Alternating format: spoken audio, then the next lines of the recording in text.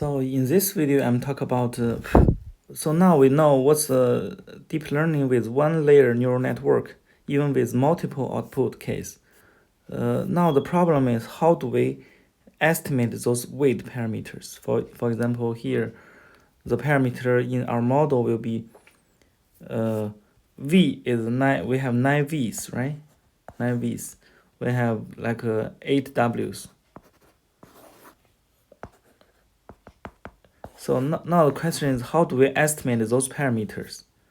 And so in this video, I'm talk about the training and gradient descent with backpropagation.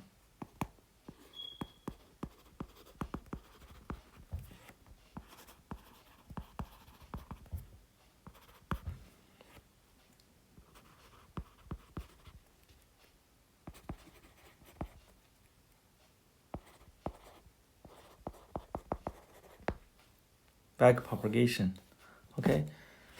So usually, where the deep learning is most successful case is it has a large set of the data. It's infeasible to find the gradient,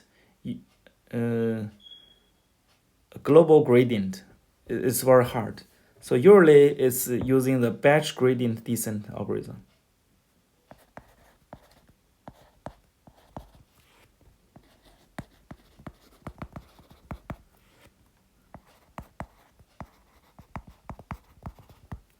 In other words, instead of finding the gradient using the loss function over all the data points, we find the we're finding a batch of the sample points and find the gradient over the batch of the points. Okay, so first the loss function.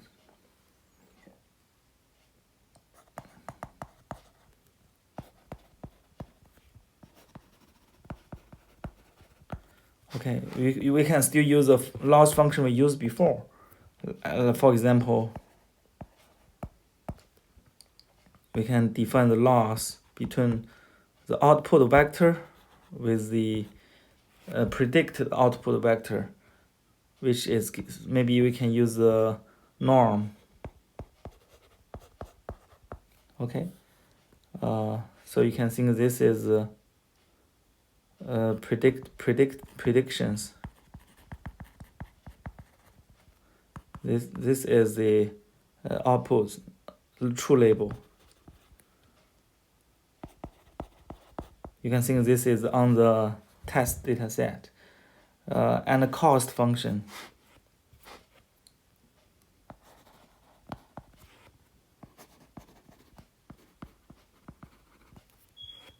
We can, so cost function now is a function of the weight matrix. So even with one hidden layers, we have the V matrix and the W matrix. Okay, and the weight is calculated by n, omega of n, summation I from 1 to n. L, Z, X, I, the input variable, and yi. Okay, so here n, we could, here the n could be the batch size.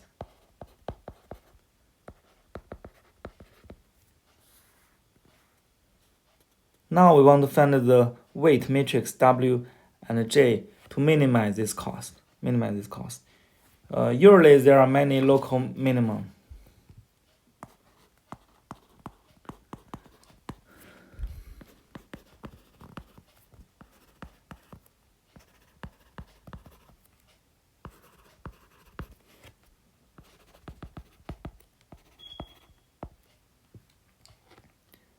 And the cost function for the neural net usually it's not even close to the convex. Sometimes it's even possible, and the problem is not convex. It's not guaranteed you have the minimum. It's possible to wind up some bad minimum. We will talk about this later, and some clever ways to solve this problem. We're gonna talk a little bit more in next lecture about this issue. in general, neural network is not convex. Cost function is not convex. There's another differences with the previous numerical methods when we're minimizing this cost function is that can we initial our weights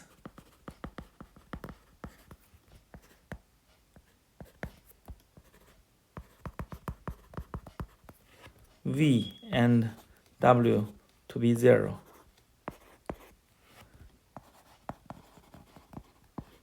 Can we set up them at zeros?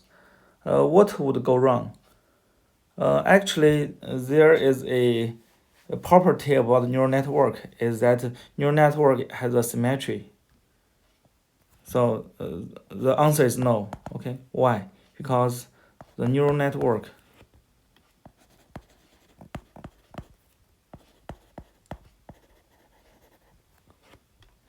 is symmetric.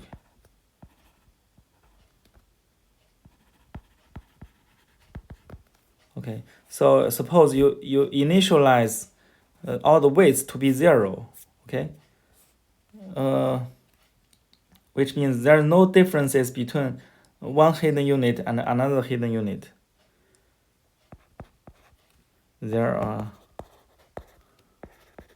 no difference between one hidden unit with other hidden units.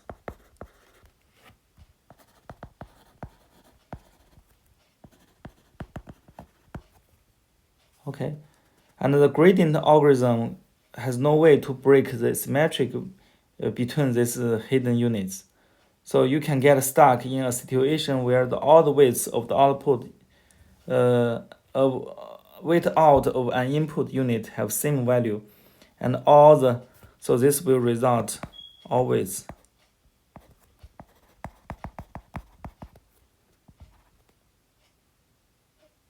to be same. And always have same value. There is no way to become different from each other. To avoid this problem, a solution. So randomize the initial value. Start with random initial value.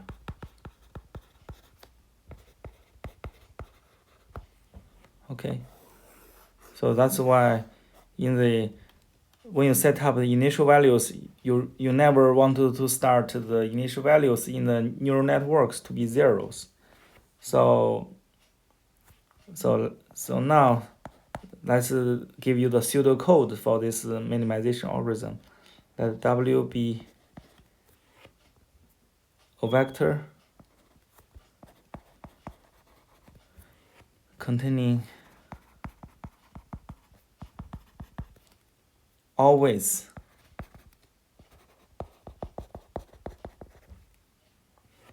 V and W, and then the batch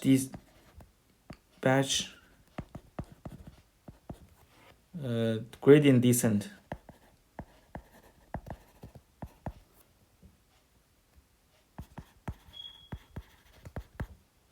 algorithm is you randomly initialize the weight, random weights.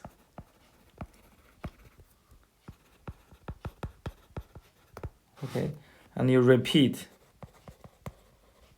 until it converges that W minus gradient of the weight, all the weights. Actually, later on we're gonna think about it. If we just using the one layers with a few with two inputs, two outputs, right? So this is a very simple case, and we have 17 parameters to minimize, So, and in most real problem, we have hundreds or thousands of parameters to be the we want to find the minimizer of the dimension of the hundreds parameters. So if we directly calculate the gradient here, it's the computational expensive. Okay. So naive gradient computational work. Yeah, the hard part of this algorithm is computing its gradient.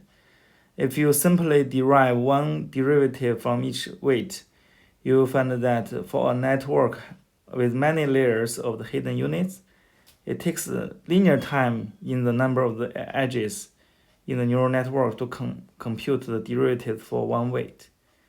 Multiply that by one number of the weight. We're going to spend the rest of the so the point here is a naive gradient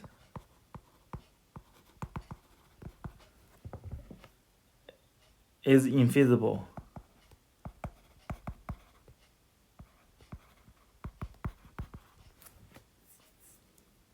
Okay, in general. So the computational time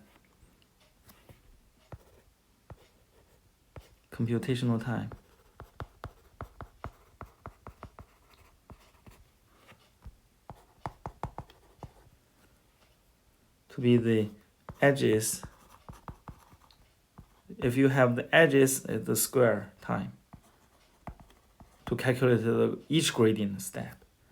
Therefore, we need to introduce some smart way to do the gradient. Actually, there is a history of the research. How do we find the gradient for the neural network? And the most popular one is implemented in the TensorFlow and the PyTorch one is called backpropagation.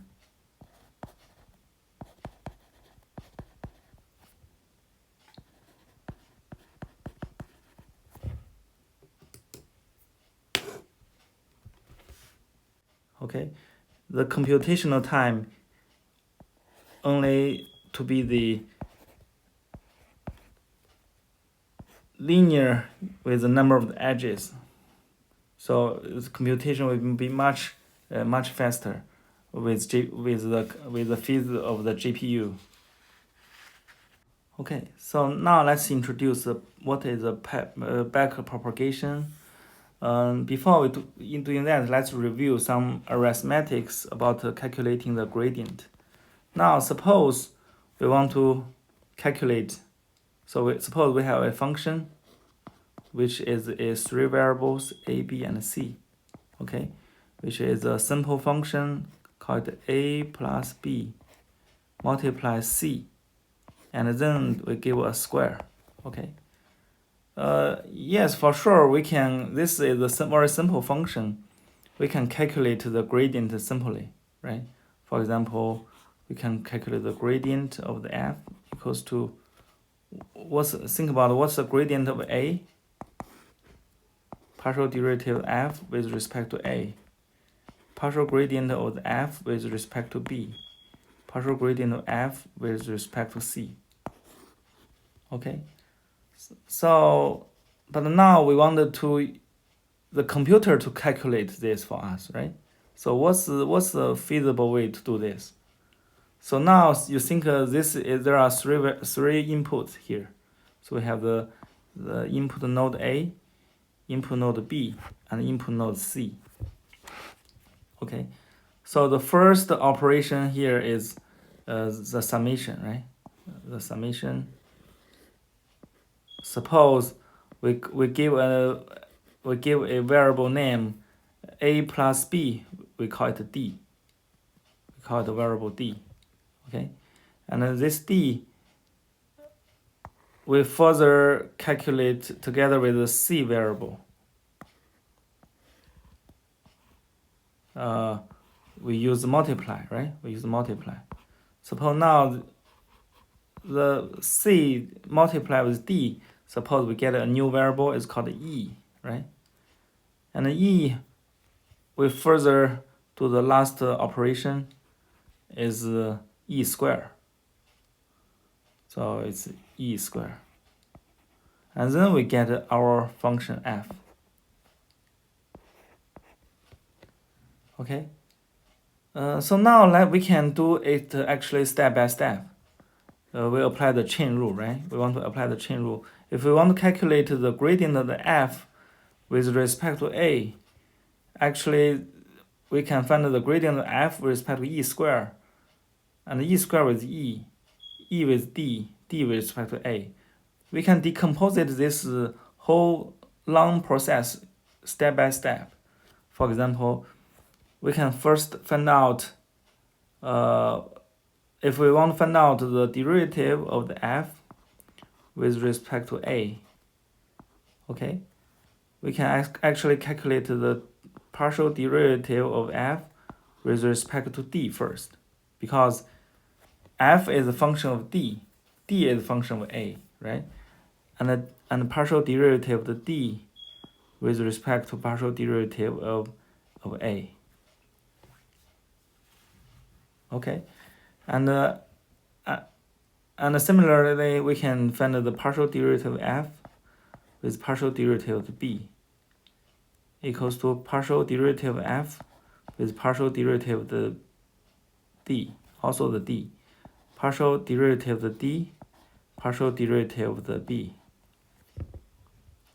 Okay, and if we want to find the partial derivative of c, f with respect to c, this equals to the partial derivative of e, of f with respect to e, because e is, f is a function of e, e is a function of c, right? And multiply the partial derivative of the e, partial derivative of c. So now we'll just move forward each step. So for example, here, if we want to find the partial derivative with respect to d, for example, if we can find this, we just plug in here. We can find our solution, right? Partial derivative with respect to d is equals to partial derivative of f with partial derivative of the e. Multiply partial derivative of the e, partial derivative of the d.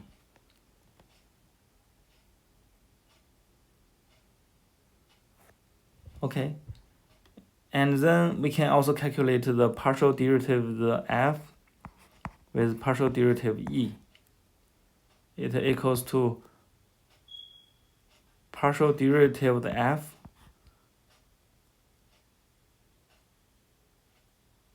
partial derivative of the f. Actually, f e just equal to e square, right? F e equal to e square. So partial derivative of the f with respect to e is nothing but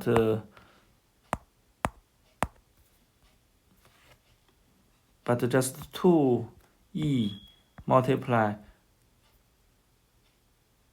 2e, right? 2e. Okay, so now actually, and we can easily calculate the partial derivative here, right? Because we know d is a plus b, so partial derivative a d respect to a, partial derivative d respect to a is just 1, right? So this part, this is just equals to 1. Okay, and this partial derivative is just if we can get a partial derivative d, we can calculate this, right? Similarly, this one is same. So this will equals to partial derivative f with partial derivative respect to d. We know e is a function of c times d, right? E equal to d times c. So if we want to find the e derivative with c, this is just d multiply partial derivative f, partial derivative e. Okay. Okay. So now we can also calculate this. So for example, this one, partial E with respect to D, we just have a C left, right? So this is C multiply partial derivative F with partial derivative E.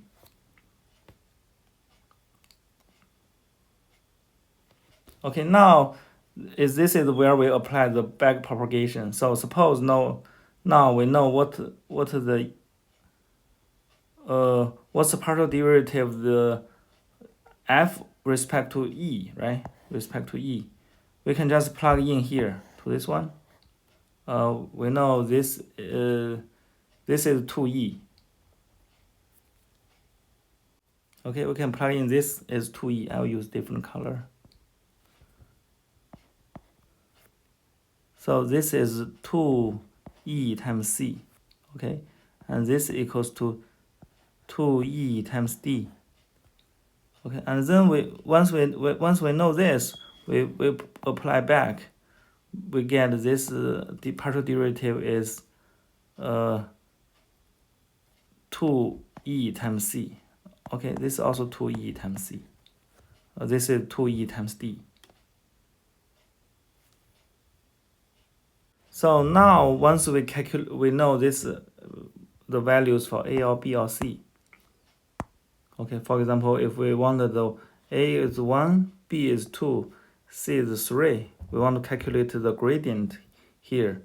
So this can be calculated by, okay, so you move forward, 1 plus D equal to 3, right?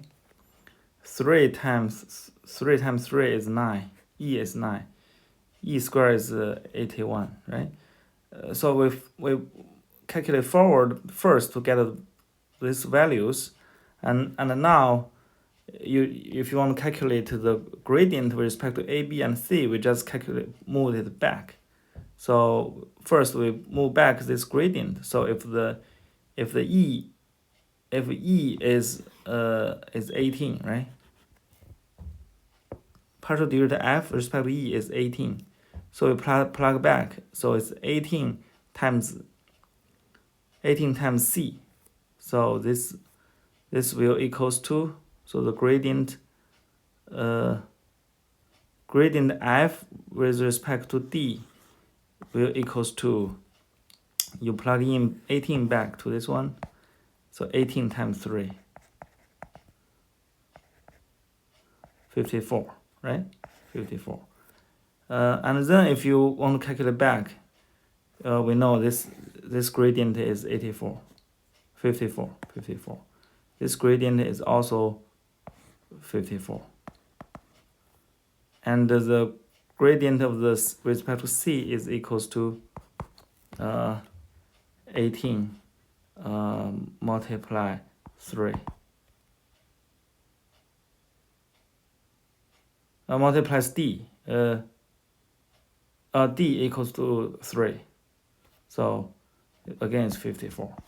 So by doing this, we pass forward the value and calculate the gradient backwards.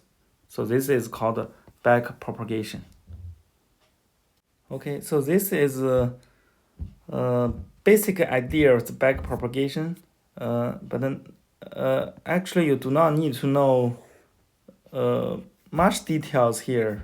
The PyTorch or any deep learning algorithm will give you this gradient saved automatically on each step.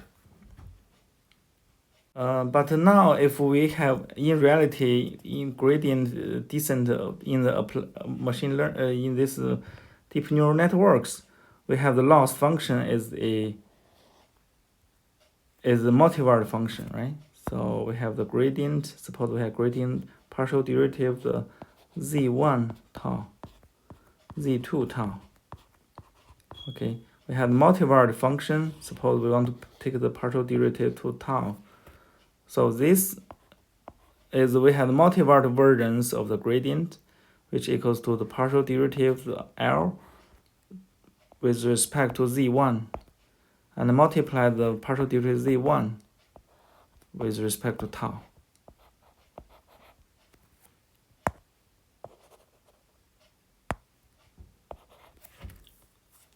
Plus partial derivative the L, partial derivative Z2, multiply the partial derivative Z2 over partial derivative of tau. A lot of textbook also written this as the gradient of the L with respect to its component Z1, Z2, and the dot product with partial derivative Z vector with respect to tau. So both are vectors. Now with this rule, we can compute the modules. For example, suppose we have let's calculate the gradient for the least square linear regression.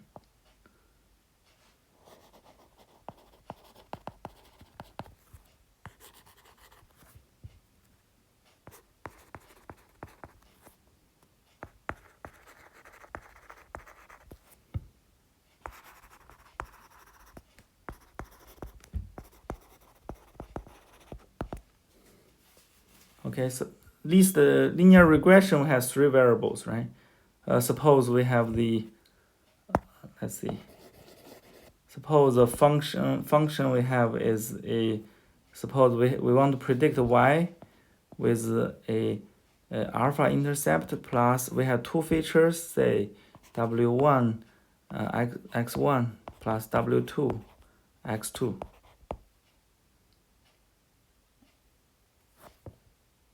Suppose we have two input and two output. Okay, so we have the y1 y2 equals to also the w alpha 1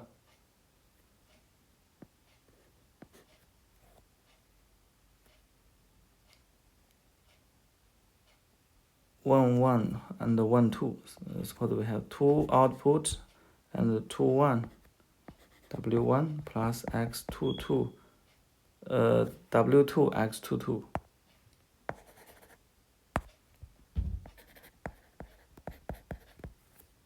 Okay, we have two input and two output case, and suppose this is w1 w2 and alpha. Okay, maybe let's use the notation z here. Z1 Z2. Keep the notation simple. And here the parameter we have is w1, w2, alpha, and we want to have a hidden layers to be the x11, w1. The first hidden layer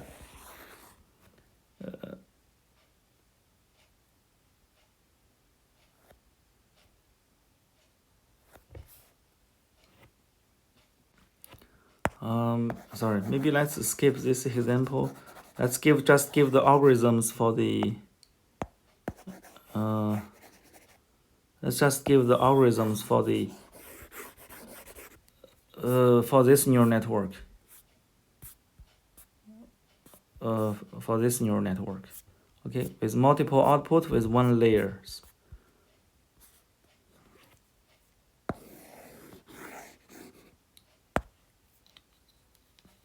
Okay, so suppose activation function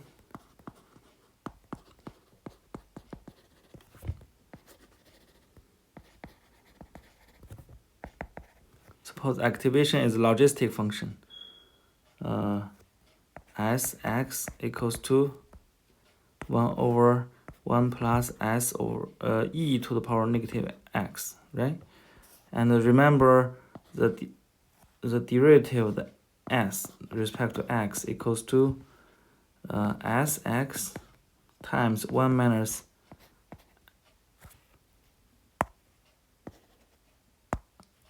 sx. Okay, and now for each hidden layer, let's see, this is the hidden layer. So for each hidden layer, okay, h is the hidden layer is the activation function of the vi times x, right? So the hidden layer equals to, so each hidden layer hi equals to the s row of the V matrix dot product with x, and start with activation function. Okay, so by doing this, we have the gradient function of the hi with respect to the vector vi. Each row of the V equals to, so it's chain rule, right? So you apply this, you take out the outside function, take the gradient, and the vi transpose x. Okay, x here is just x1, x2, 1, right? So, and we know that derivative inside function with respect to v, you do the dot product is just the x. Okay, and we know that derivative of the s function is this one. So we have the then we have the gradient equals to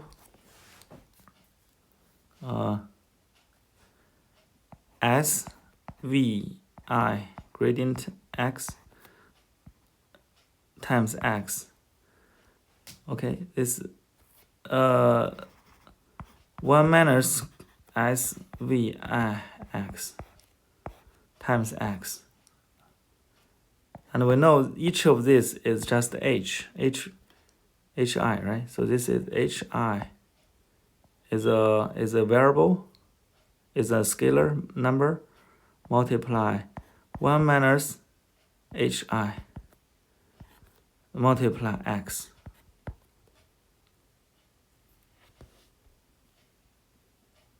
So this is a scalar, this is a vector.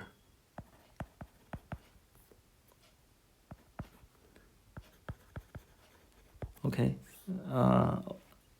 and the second output variable zj equals to swj inner product with h.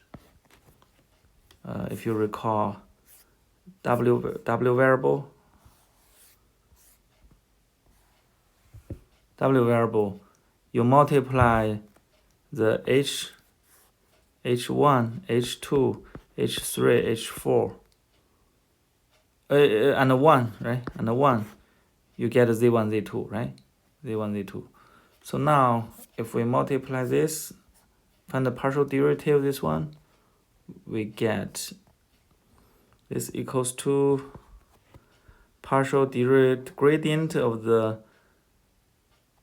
zj, okay, with respect to the vector wj, the jth row. This is the jth row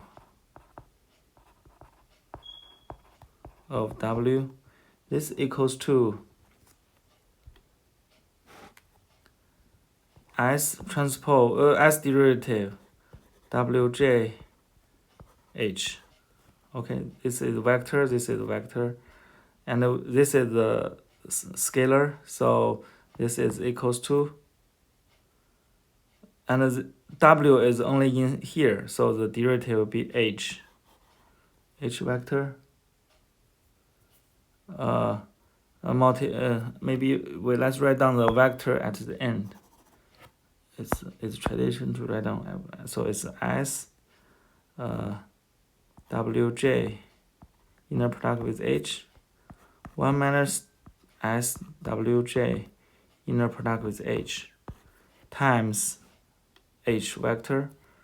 So we have this is zj, right? Zj 1 minus zj times h vector. So this is a scalar, this is a vector. Okay, now we can with 8 of these tools, we can calculate the back propagations for the W matrix and the V matrix. For example, the W, we want to minimize with respect to W and the V. Okay. Remember, W is a matrix. You multiply with H. Okay. It's S W H. Okay, and then you multiply. You for this V vector. For V vector, you apply the function 2. So V times X. You apply the activation function. You get the H, right? You get H. The output is H. And you together with this one, plug in this H, you get this one, and then you get Z, right? And then after you plug in Z, you apply this to the log, your cost function. So Z minus Y square. Okay, and then you calculate the loss. Okay, so what we do here, we can calculate the gradient of we want to calculate the cost function with respect to W, right? So the gradient with Wj is gonna equals to partial derivative the L with respect to, so Y will be a fixed value, right? True value. Z is calculated by this neural networks. So this Z actually is a function of the weights. So it's partial derivative L with respect to Zj, okay? Because only the Zj utilize Wj, right? So this, and then we times the gradient of the Zg with respect to Wj, which we given the formula here, right? Which is given by partial derivative L with respect to Zj, j equal to 1 and 2, and multiply Zj 1 minus Zj times H. Okay, and also we can calculate the L, the gradient of L with respect to Vi, the S row of the V matrix, which is given by partial derivative the L with respect to Hi, the S component. Hi partial derivative gradient with Vi. Okay, this equals to partial derivative L with respect to Hi, and we just calculated this Hi respect to Vi is this one, right? So this is Hi times 1 minus Hi times X. Okay, so now up to this step, we just calculate the, maybe let's write down a little bit longer here. So this H, we can calculate the partial derivative L with respect to H. H is a vector, right? L is a scalar, H is a vector, so we need to use a gradient. Gradient of the L with respect to H. This equals to H has a J's component, right? So it's J from 1 to K. Partial derivative L with partial derivative of the Zj times gradient of the Zj with partial derivative gradient of H. Okay, so this equals to J equals to 1 to K. Partial derivative L to Z.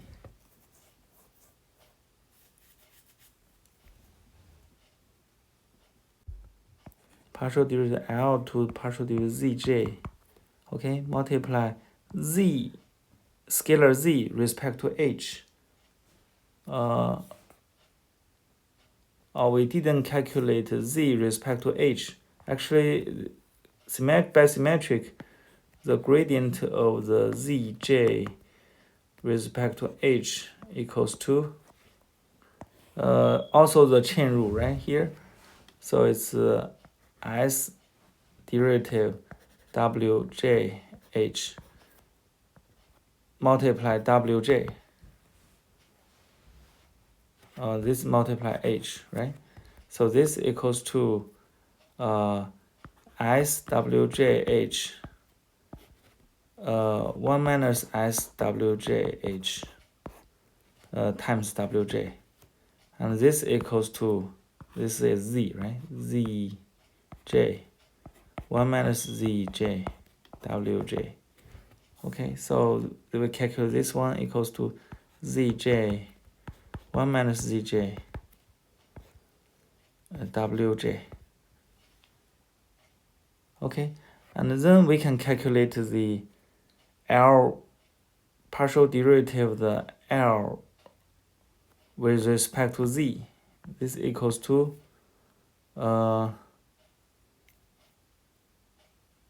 think about this one. We have the Z1 minus Y1, right?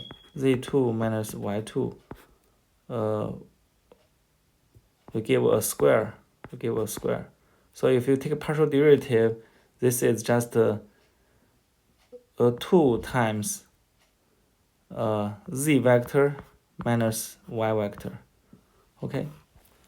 So now once we have the Z and Y, okay, once we calculate this one, we use back propagation here.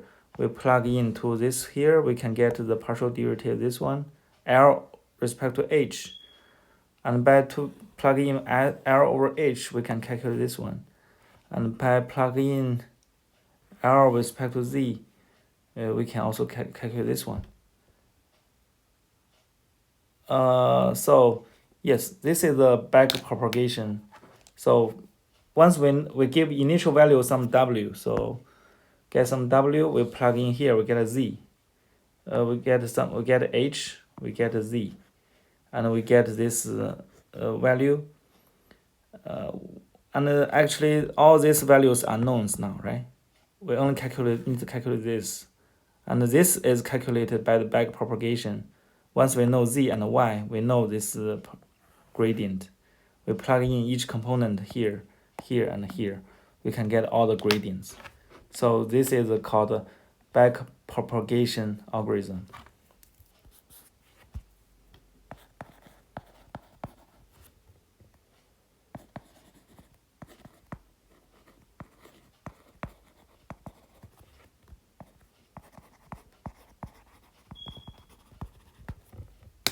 Okay, I think that's all for today. Thank you.